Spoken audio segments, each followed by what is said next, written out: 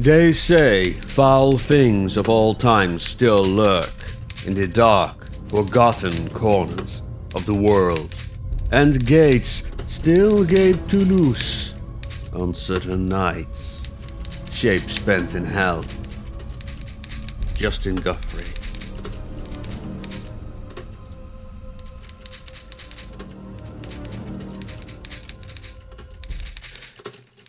I read of it first in this strange book of von Junst, the German eccentric who lived so curiously and died in such a grisly and mysterious fashion. It was my fortune to have access to his nameless cults in the original edition, the so-called Black Book, published in Dusseldorf, 1839, shortly before a hounding doom overtook the author. Collectors of rare literature were familiar with the nameless cults, mainly through the cheap and faulty translation which was pirated in London by Brightwell in 1845, and the carefully expurgated edition put out by the Golden Goblin Press of New York, 1909. But the volume I stumbled upon was one of expurgated German copies with heavy leather covers and rusty iron hasps. I doubt there were more than half a dozen of such volumes in the entire world today, for the quantity issued was not great, and when the manner of the author's demise was bruited about, many possessors of the book burned their volumes in panic. A life from 1795 to 1840, delving into the forbidden subjects. He traveled in all parts of the world, gained entrance into innumerable secret societies, and read countless little-known and esoteric books and manuscripts in the original and in the chapters of the Black Book, which range from startling clarity of exposition to murky ambiguity. There are statements and hints to freeze the blood of a thinking man. Reading what von Junst dared to put in print aroused uneasy speculation as to what it was that he dared not tell. What dark matters, for instance, were contained in those closely written pages that informed the unpublished manuscript on what he worked unceasingly for months before his death, and which lay torn and scattered all over the floor of the locked, bolted chamber in which von Junst was found dead with the marks of taloned fingers on his throat. It will never be known, for the author's closest friend, the Frenchman Alexis Ladeau, after having spent a whole night piecing the fragments together and reading what was written, burned them to ashes and cut his own throat with a razor. But the contents of the published matter are shuddersome enough, even if one accepts the general view that they but represented the ravings of a madman. There, among the many strange things, I found mention of the Black Stone, that curious, sinister monolith that broods among the mountains of Hungary, and about which so many dark legends cluster.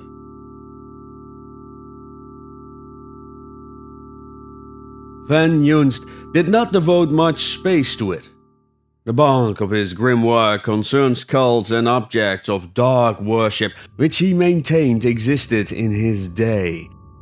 And it would seem the Black Stone represents some order or being lost centuries ago. But he spoke of it as one of the keys, a phrase used many times by him in various relations and constituting one of the obscurities of his work. And he hinted briefly at curious sightings to be seen about the monolith on Midsummer's Night. He mentioned Otto Dustman's theory that this monolith was a remnant of the Hunnish invasion and had been erected to commemorate a victory of Attila over the Goths. Von Junst contradicts this assertion without giving any refutatory facts, merely remarking that to attribute the origins of the Black Stone to the Huns was as logical as assuming that William the Conqueror reared Stonehenge. This implication of enormous antiquity piqued my interest immensely, and after some difficulty I succeeded in locating a rat-eaten and mouldering copy of Dustman's Remnants of the Lost Empires, published in Berlin 1809, Der Drachenhaus Press. I was disappointed to find that Dustmans referred to the Black Stone even more briefly than von Junst, dismissing it with a few lines as an artifact comparatively modern in contrast with the Greco-Roman ruins of Asia Minor, which were his pet theme. He admitted his inability to make out the defaced characters on the monolith, but pronounced them unmistakably mongoloid. However, little as I learned from Dustman, he did mention the name of the village adjacent to the Black Stone, Stragiogavar, an ominous name meaning something like Witch Town. A close scrutiny of the guidebooks and travel articles gave me no further information. Stragiogavar, not on any map that I could find, lay in a wild, little frequented region, out of the path of casual tourists. But I did find subjects for thought in Dornley's Maiar folklore. In his chapter on dream myths, he mentioned the Black Stone and tells of some curious superstitions regarding it, especially the belief that if anyone sleeps in the vicinity of the monolith, that person will be haunted by monstrous nightmares forever after. And he cited tales of the peasants regarding two curious people who ventured to visit the stone on Midsummer's Night and who died, raving mad because of something they saw there. That was all I could glean from Dornley. But my interest was even more intensively aroused when I sensed a distinctively sinister aura about the stone. The suggestion of dark antiquity, the recurrent hint of unnatural events on Midsummer Night, touched some slumbering instinct in my being as one senses, rather than hears, the flowing of some dark, subterraneous river in the night. And all of a sudden, I saw a connection between the stone and a certain weird and fantastic poem written by the mad poet Justin Guthrie, The People of the Monolith. Inquiries led to the information that Joffrey had indeed written that poem while traveling in Hungary, and I could not doubt that the Black Stone was the very monolith to which he referred in his strange verse. Reading his stanzas again, I felt once more the strange dim stirrings of subconscious prompting that I had noticed when first reading of the stone. I had been casting about for a place to spend a short vacation and made up my mind. I went to Stragiogavar. A train of obsolete style carried me from Thamesvar to within striking distance, at least of my objective, and a 3 days' ride into a jouncing coach brought me to the little village which lay in a fertile valley high up the fir-clad mountains. The journey itself was uneventful, but during the first day we passed the old battlefield of Shumval, where the brave Polish-Hungarian knight Count Boris Vladimir made his gallant and futile stand against the victorious hosts of Suleiman the Magnificent when the Grand Turk swept over Eastern Europe in 1526. The driver of the coach pointed out to me a great heap of crumbling stones on a hill nearby, under which he said the bones of the brave count lay. I remembered a passage from Lawson's Turkish Wars. After the skirmish, in which the Count with his small army had beaten back the Turkish advanced guard, the Count was standing beneath the half-ruined walls of the old castle on the hill, giving orders as to the disposition of his forces when an aide brought him a small lacquered case which had been taken from the body of the famous Turkish scribe and historian Selim Bahardu, who had fallen in the fight. The Count took therefrom a roll of parchment and began to read, but he had not read far before he turned very pale and, without saying a word, replaced the parchment in the case and thrust the case into his cloak. At that very instant, a hidden Turkish battery suddenly opened fire, and the balls striking the old castle. The Hungarians were horrified to see the walls crash down in ruin, completely covering the brave Count. Without a leader, the gallant little army was cut to pieces, and in a war-swept years which followed, the bones of the noblemen were never recovered. Today the natives point out a huge and mouldering pile of ruins near Shamval, beneath which, they say, still rests all that the centuries have left of Count Boris Vladimir. I found the village of Stragio Gavar a dreamy, drowsy little village that apparently believed its sinister cognomen. A forgotten black eddy that progress has passed by. The quaint houses and quainter dress and manners of the people were those of an earlier century. They were friendly, mildly curious, but not inquisitive, though visitors from the outside world were extremely rare. 10 years ago, another American came here and stayed a few days in the village, said the owner of the tavern where I had put up. A young fellow and queer acting, mumbled to himself. A poet, I think. I knew he must mean Justin Guthrie. Yes, he was a poet, I answered, and he wrote a poem about a bit of scenery near this very village. Indeed. Mine host's interest was aroused.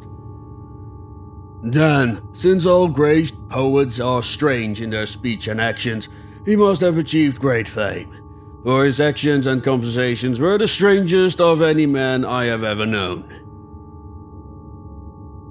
As is usual with artists, I answered, most of his recognition has come since his death. He's dead then? He died screaming in a madhouse 5 years ago. Too bad, sighed mine host sympathetically. Poor lad, he looked too long at the Black Stone. My heart gave a leap, but I masked my keen interest and said casually, I have heard something about this Black Stone. Something near the village, is it not? Nearer than Christian folk wish, he responded. Look. He drew me to a latticed window and pointed up to the fire-clad slopes of the brooding blue mountains. There, beyond where you see the bare face of the jutting cliff, stands the accursed stone. Would that it were ground to powder, and the powder flung into the Danube be carried to the deepest ocean. Once men tried to destroy the thing, but each man who laid hammer or maul against it came to an evil end. So now people shun it. What is there so evil about it? I asked curiously. It's a demon-haunted thing, he answered uneasily and with the suggestion of a shudder. In my childhood, I knew a young man who came from below and laughed at our traditions. In his wardiness, he went to the stone on a midsummer night, and at dawn stumbled into the village again, stricken dumb and mad. Something had shattered his brain and sealed his lips. For until the day of his death, which came soon after, he spoke only to utter terrible blasphemies, or to slaver gibberish. My own nephew, when very small, was lost in the mountains and slept in the woods near the stone. And now in his manhood he is tortured by foul dreams, so that all times he makes the night hideous with his screams and wakes with cold sweat upon him. But let us talk of something else here. It is not good to dwell upon such things. I remarked on the evident age of the tavern, and he answered me with pride. The foundations are more than 400 years old. The original house was the only one in the village which was not burned to the ground when Suleiman's devils swept through the mountains. Here, in the house that stood upon the same foundation, it is said, the scribe Selim Bahadur had his headquarters while ravaging the countries hereabouts. I learned then that the present inhabitants of Stragio-Gavar are not the descendants of the people who dwell here before the Turkish raid of 1526. The victorious Muslims left no living human in the village or the vicinity thereabouts when they passed over. Men, women and children were wiped out in one red holocaust of murder, leaving a vast stretch of country silent and utterly deserted. The present people of Stragio-Gavar are descended from hardy settlers from the lower valleys who came into the ruined village after the Turks were thrust back. Mine host did not speak of the extermination of the original inhabitants with a great resentment, and I learned that his ancestors in the lower levels had looked on the mountaineers with even more hatred and aversion than they regarded the Turks. It was rather vague regarding the causes of this feud, but it said that the original inhabitants of Stragio-Gavar had been in the habit of making stealthy raids in the lowlands, stealing girls and children. Moreover, he said they were not exactly of the same blood as his own people. The sturdy, original Magyar Slavic stock had mixed and intermarried with a degraded aboriginal race until the breeds had blended, producing an unsavory amalgamation. Who these aboriginals were, he had not the slightest idea, but maintained that they were pagans and had dwelled in the mountains since time immemorial, before the coming of the conquering peoples. I attach little importance to this tale, seeing it in merely a parallel to the amalgamation of Celtic tribes with the Mediterranean Aboriginals in the Galloway Hills, with the resultant mixed race which, as Picts, had such an extensive part of Scottish legendary. Time has a curious foreshortening effect on folklore, and just as tales of the Picts became intertwined with legends of the old Mongoloid race, so that the Picts were ascribed the repulsive appearance of squatted primitives whose individuality merged in the tellings into Pictish tales and was forgotten. So I felt the supposed inhuman attributes of these first villages of Stragio-Gavar could be traced to older, outworn myths with invading Huns and Mongols. The morning after my arrival, I received directions from mine host, who gave them worryingly, and set out to find the Black Stone. A few hours' tramp up the fear-covered slopes brought me to the face of the rugged, solid stone cliff which jutted boldly from the mountainside. A narrow trail wound up it, and mounting this, I looked over the peaceful valley of Stragio-Gavar, which seemed to drowse, guarded on either hand by the Blue Mountains. No huts or any sign of human tenancy showed between the cliff whereon I stood and the village. I saw numbers of scattering farms in the valley, but all lay on the other side of Stragio-Gavar, which seemed itself to shrink from the brooding slopes which masked the Black Stone. The summit of the cliff proved to be a sort of thickly wooded plateau. I made my way through the dense grove for a short distance and came into a wide glade. At the center of the glade reared a gaunt figure of black stone. It was octagonal in shape, some 16 feet in height and about a foot and a half thick. It had once evidently been highly polished, but now the surface was thickly dented, as if savage efforts had been made to demolish it. But hammers had done little more than to flake off some small bits of stone and mutilate the characters which once had evidently marched up a spiraling line around and round the shaft to the top. Up to 10 feet from the base, these characters were almost completely blotted out, but so it was very difficult to trace their direction. Higher up they were plainer, and I managed to squirm part of the way up to the shaft and scan them at close range. All were more or less defaced, but I was positive that they symbolized no language now remembered on the face of the earth. I am fairly familiar with all hieroglyphics known to researchers and philologists, and I can say with certainty that those characters were nothing of which I have ever read or heard. The nearest approach to them that I've ever saw were some crude scratches on a gigantic and strangely symmetrical rock in a lost valley of Yucatan. I remember that when I pointed out these marks to an archaeologist who was my companion, he maintained they were either represented natural weathering or the idle scratching of some Indian. To my theory that the rock was really the base of some long-vanished column, he merely laughed, calling my attention to the dimensions of it, which suggested, if it were built with any natural rules of architectural symmetry, a column of 1,000 feet high. But I was not convinced. I will not say that the characters on the Blackstone were similar to those on the colossal rock in Yucatan, but one suggested the other. As to the substance of the monolith, again I was baffled. The stone of which it was composed was a dully gleaming black, whose surface, where it was not dinted and roughened, created a curious illusion of semi-transparency.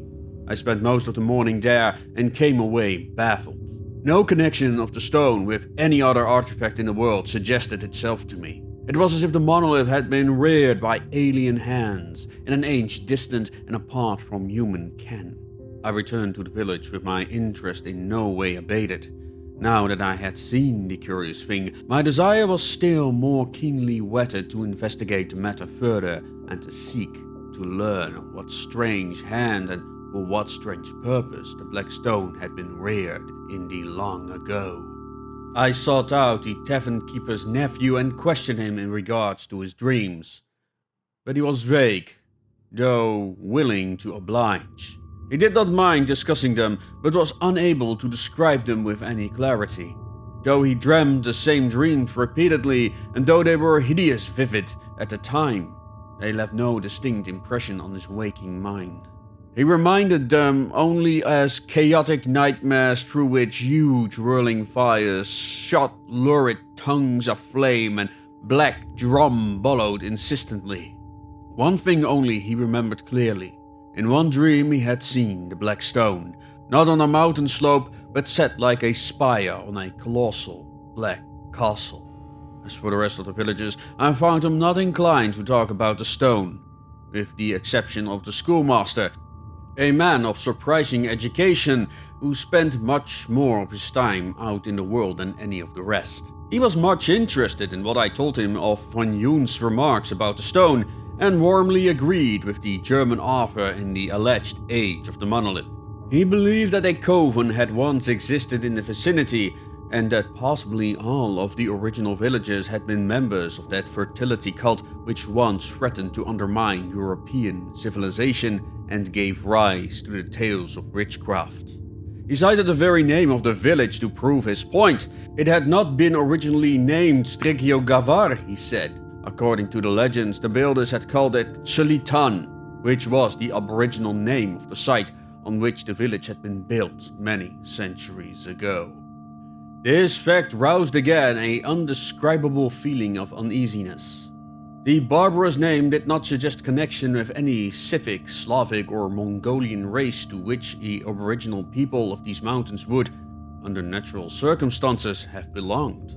That the Magyars and Slavs of the lower valleys believed the original inhabitants of the village to be members of the witchcraft cult was evident, the schoolmaster said, by the name they gave it, which name continued to be used even after the older settlers had been massacred by the Turks, and the village rebuilt by a cleaner, more wholesome breed.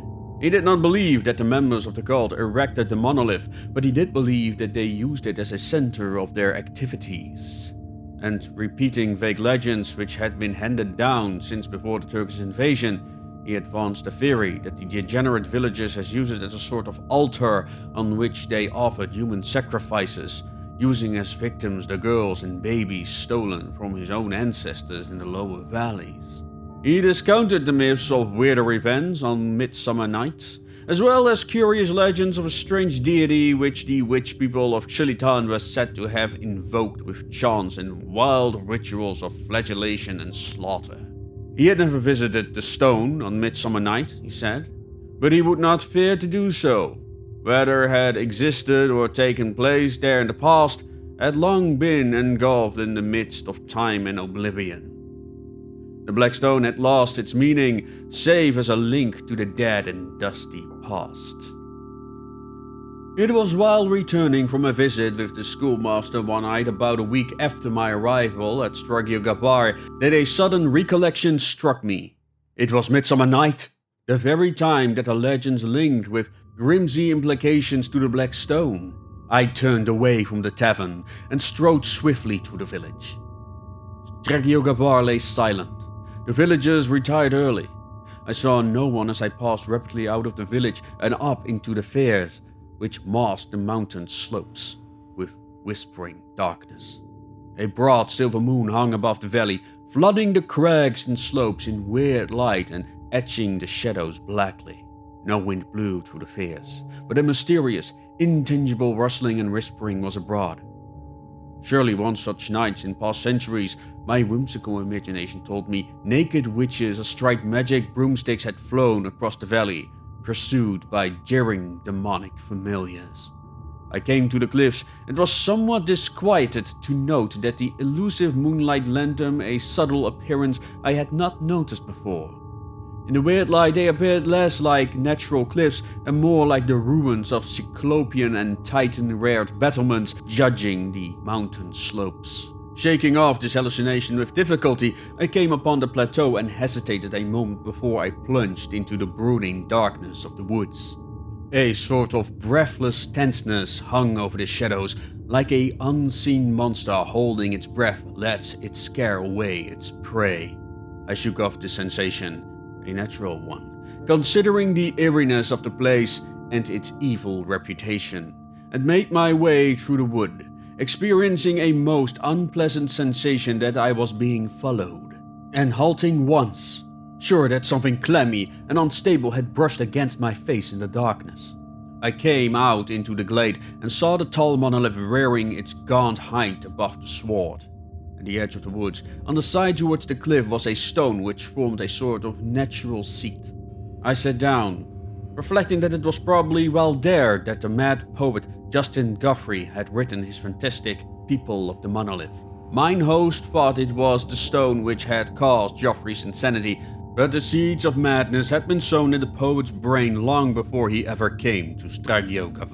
A glance at my watch showed that the hour of midnight was close at hand. I leaned back, waiting whatever ghostly demonstration might appear. A thin night wind started up between the branches of the firs, with an uncanny suggestion of faint, unseen pipes whispering an eerie and evil tune. The monotony of the sound and my steady gazing at the monolith produced a sort of self-hypnosis upon me. I grew drowsy. I fought this feeling, but sleep stole on me in spite of myself. The monolith seemed to sway and dance, strangely distorted to my gaze. I opened my eyes and sought to rise, but lay still as if an icy hand gripped me helpless. Cold terror stole over me.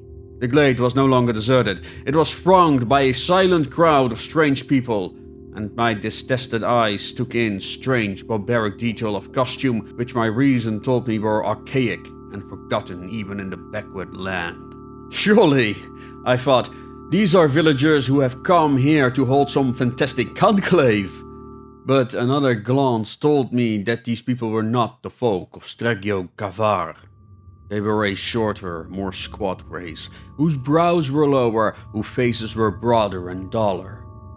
Some had Slavic and Magyar features, but those features were degenerated from a mixture of some baser, alien strain I could not classify. Many wore the hides of wild beasts, and their whole appearance, both man and woman, was one of sensual brutishness. They terrified and repelled me, but they gave me no heed. They formed in a vast half circle in front of the monolith and began some sort of chant, flinging their arms in unison and weaving their bodies rhythmically from the waist upward. All eyes were fixed on the top of the stone, which they seemed to be invoking. But the strangest of all was the dimness of their voices. Not 50 yards from me, hundreds of men and women were unmistakably lifting their voices in a wild chant, yet those voices came to me at a faint, indistinguishable murmur as if it came from across vast leagues of space or time.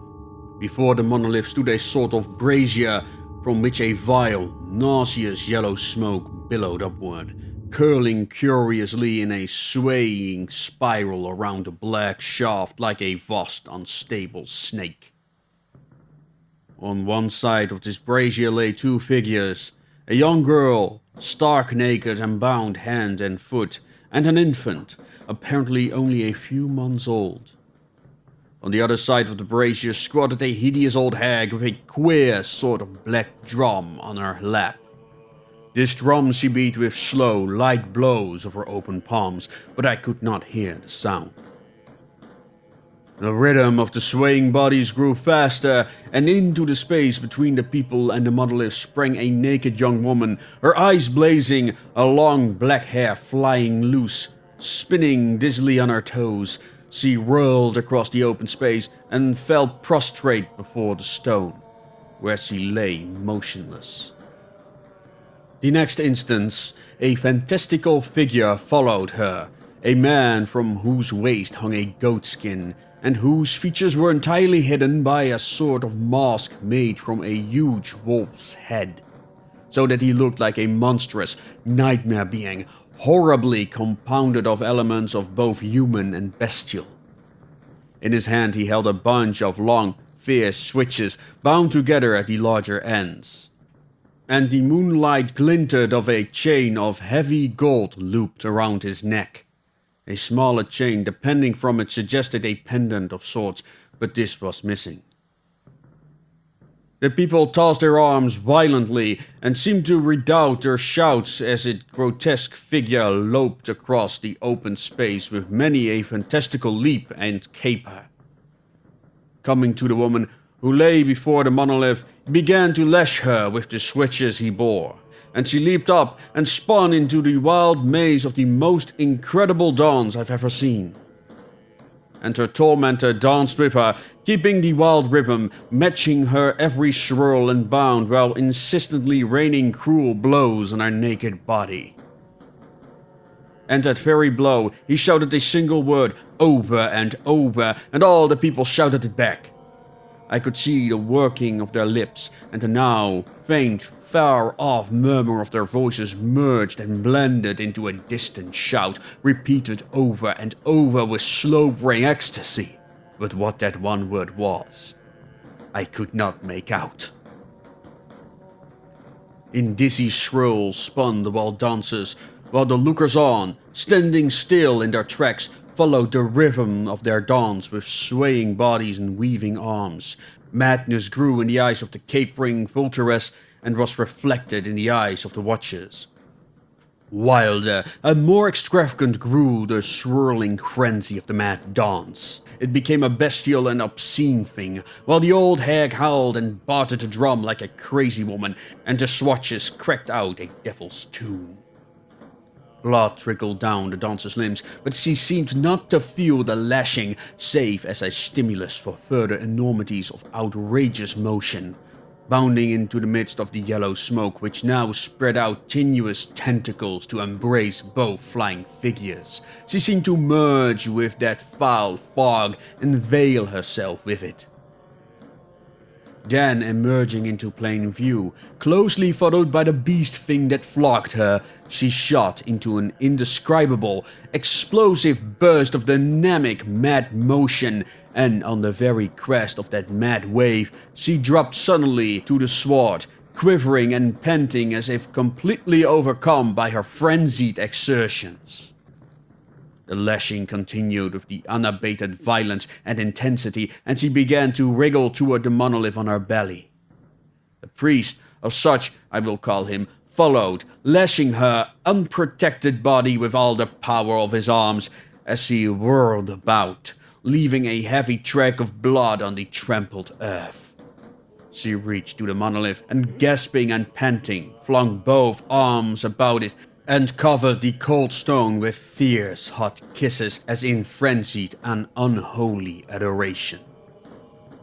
The fantastic priest bounded high in the air, flinging away the red-dabbled switches, and the worshippers, howling and foaming at the mouths, turned on each other with tooth and nail, rendering one another's garments and flesh in a blind passion of bestiality. The priest swept up the infant with a long arm, and shouting again that name, whirled the wailing babe high in the air and dashed its brains out against the monolith, leaving a ghastly stain on the black surface. Cold with horror, I saw him rip open the tiny body with his bare, brutish fingers and fling hands full of blood on the shaft, then toss the red and torn shape into the brazier, extinguishing flame and smoke in a crimson rain, while the maddened brute behind him howled over and over the name. Then suddenly they all fell prostrate, hurtling like snakes, while the priest flung wide his gory hands as in triumph. I opened my mouth to scream my horror and loathing, but only a dry rattle sounded. A huge, monstrous toad-like thing squatted on top of the monolith. I saw its bloated, repulsive and unstable outline against the moonlight and set in what would have been the face of a natural creature.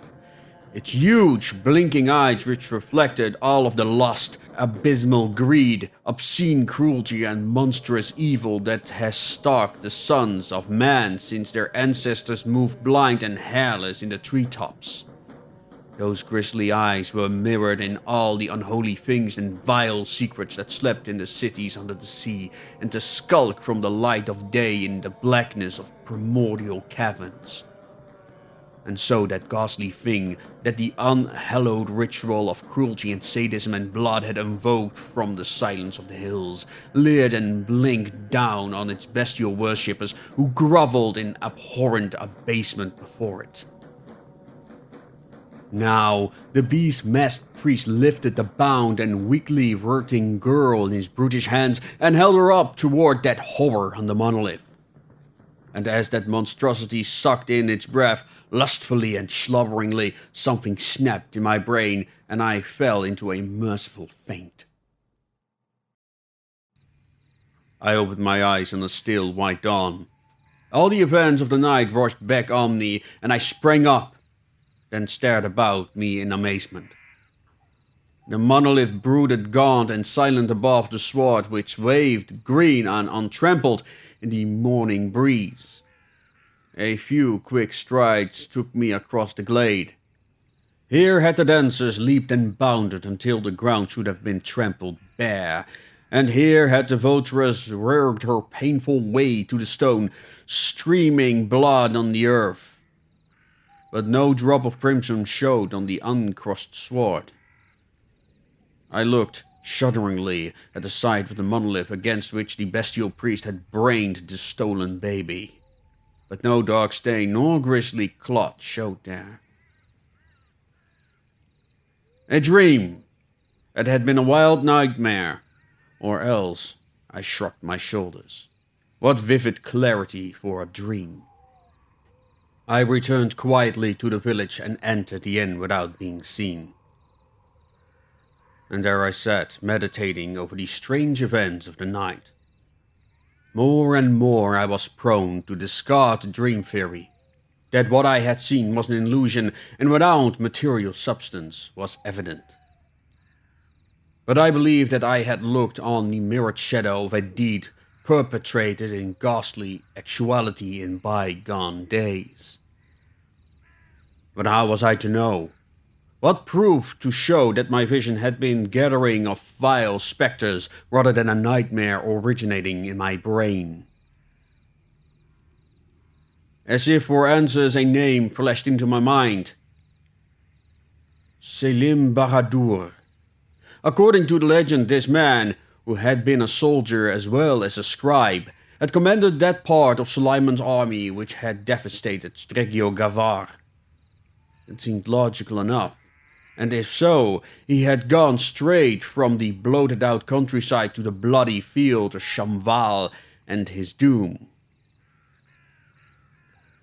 I sprang up with a sudden shout.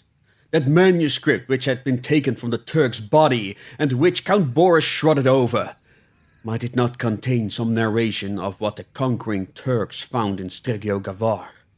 What else could have shaken the iron nerves of the Polish adventurer? And since the bones of the Count had not been recovered,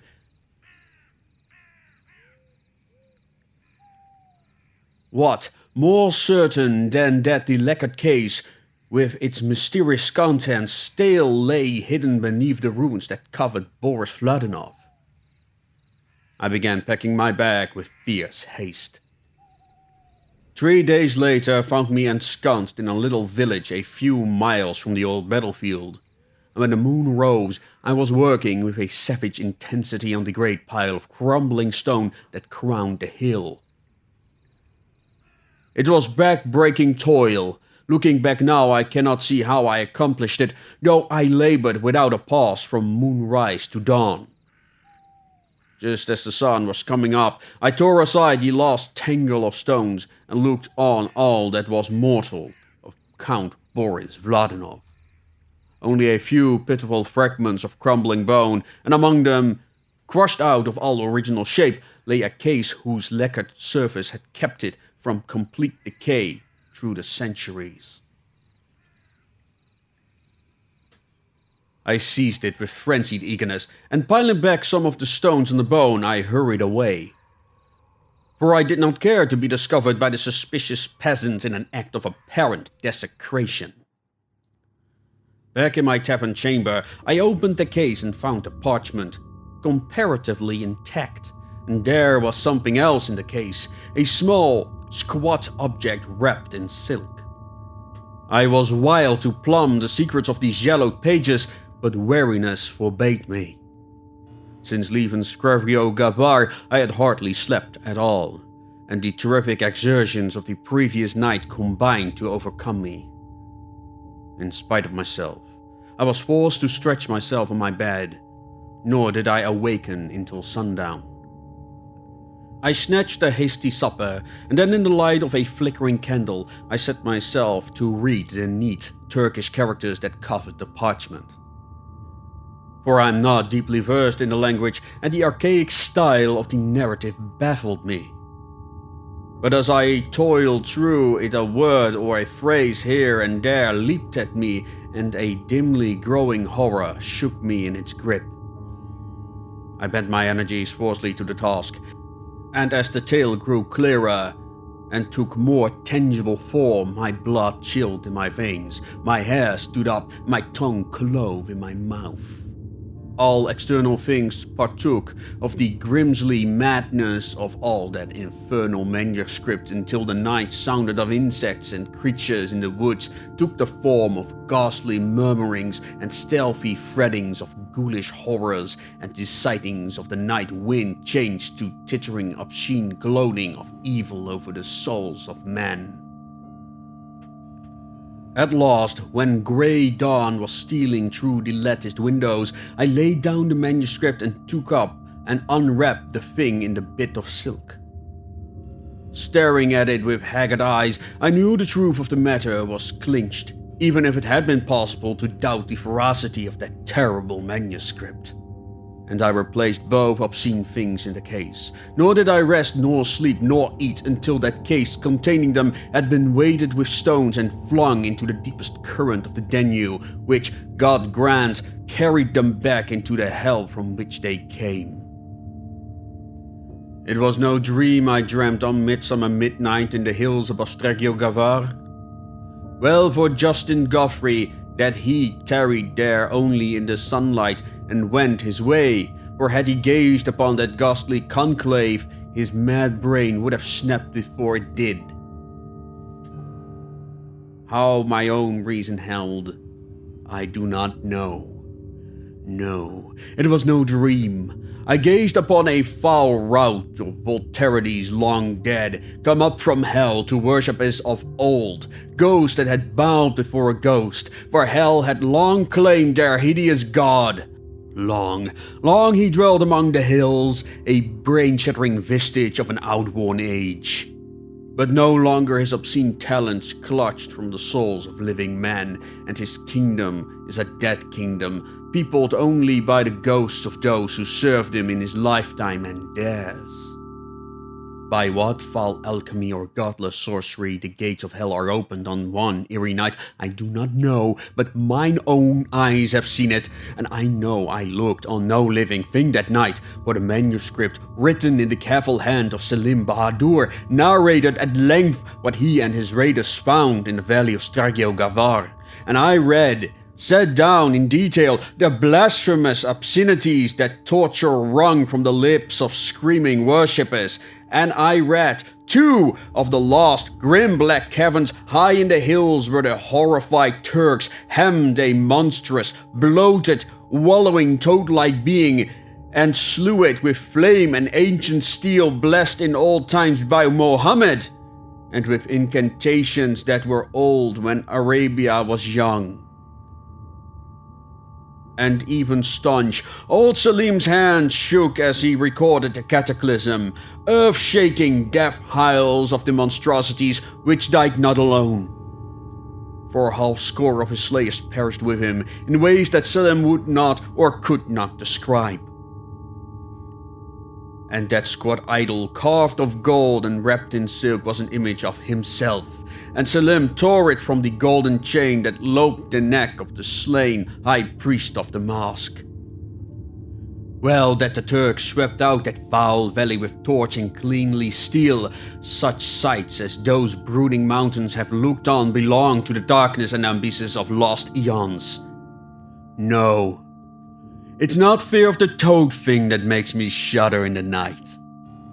He is maced fast in hell with his nauseous horde, freed only for an hour on the most weird night of the year, as I have seen. And of his worshippers, none remains. But it is the realization that such things once crouched beast-like above the souls of men which brings cold sweat to my brow. And I fear to peer again into the leaves of unused abomination. For now I understand Sir Peter's phrase of the keys. Aye, keys to the outer doors, links with the abhorrent past, and, who knows, of abhorrent spheres of the present. And I understand why the cliffs look like battlements in the moonlight, and why the tavern keeper's nightmare-haunted nephew saw in his dream the black stone like a spire on a cyclopean black castle. If men ever excavate among those mountains, they may find incredible things below those masking slopes. For the cave wherein the Turks strapped the thing was not truly a cavern, and I shudder to contemplate the gigantic gulf of eons which must stretch between this age and the time when the earth shook herself and reared up like a wave those blue mountains that, rising, enveloped unthinkable things. May no man ever seek to uproot that ghastly spire man called the Black Stone. A key. Aye, it's a key, symbol of forgotten horror. That horror has spaded into the limbo from which it crawled, loathsomely, in the black dawn of the earth. But what of the other fiendish possibilities hinted at by Van Jun's? What of the monstrous hands that strangled out his life? Since reading what Selim Bahadur wrote, I can no longer doubt anything in the Black Book. Man was not always master of the earth. And is he now? And the thought recurs to me. If such a monstrous entity as the master of the monolith somehow survived its own unspeakably distant epoch so long, what nameless shapes may even now lurk in the dark places of the world?